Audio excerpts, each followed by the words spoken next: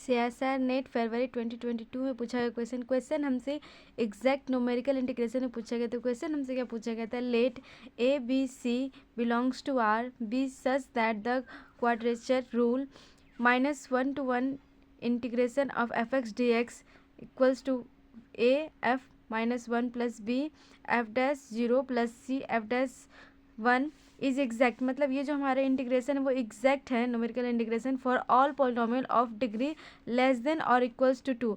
मतलब less than और equals to 2 पे जो एफ एक्स की जो कोई भी अगर हम पॉलिनोमियल लेते हैं जिसकी डिग्री 2 या फिर 2 से छोटी हो, तो वो हमारा जो इंटीग्रेशन होगा वो क्या होगा, न्यूमेरिकल इंटीग्रेशन क्या वो एग्जैक्ट वैल्यू देगी। तो ठीक है, हमसे क्या पूछी जा रही है कि then A plus B plus C equals to what, हम A plus B plus C की वैल्यू क्या होगी। ठीक है, चलिए आइए देखते कैसे सॉल्व करेंगे इसे। ठीक है, सॉल्यूशन गिवन हमें क्या दी, गिवन हमें एक ये कंडीशन दी गई। ठीक है, और इस कंडीशन में कह जा रही है कि जो हमारा जो एफ एक्स है वो किस पॉलिनोमियल, ये पॉलिनोमियल अगर इसकी पॉलिनोमियल अगर डिग्री अगर लेस देन और इक्वल्स टू 2 हो तो उस पर हमारा जो ये जो हमारा जो इंटीग्रेशन है वो क्या हो, एग्जैक्ट वैल्यू हमें देगी। ठीक है, चलिए इसे एज्यूम कर लेते हैं। हम क्या कर सकते हैं, so we assume F X. अगर हम एफ एक्स की वैल्यू जो क्या करें उसको अगर हम 1 एज्यूम कर ले, क्योंकि इसकी जो डिग्री क्या है लेस देन 1 लेस देन 2 है। ठीक है, लेस देन 2 पे ये वैल्यू क्या देगी, लेस देन इक्वल्स 2 पे एग्जैक्ट वैल्यू देगी।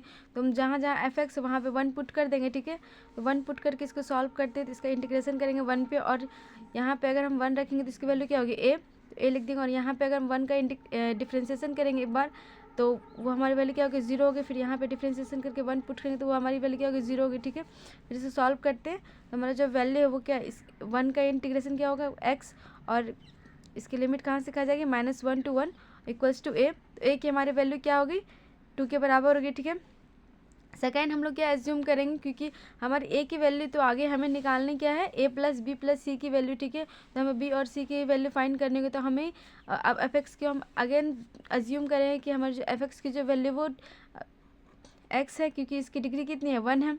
तो 1 डिग्री के हम एक पॉलिनोमियल एज्यूम करते हैं, क्योंकि इस डिग्री पे भी हमारी जो इंटीग्रेशन होगी न्यूमेरिकल इंटीग्रेशन ये एग्जैक्ट वैल्यू देगी। ठीक है, तो जहाँ जहाँ एफ एक्स है वहाँ वहाँ हम क्या पुट कर देंगे, एक्स पुट कर देंगे। ठीक है, तो यहाँ पे अगर हम एक्स पुट करते हैं, फिर यहाँ पे अगर हम इसका एक्स पुट करेंगे तो एक्स पुट करने पे -1 एफ -1 है तो -1 रखेंगे तो यहाँ हमारी वैल्यू क्या देती है -1 to 1 X D x equals to A.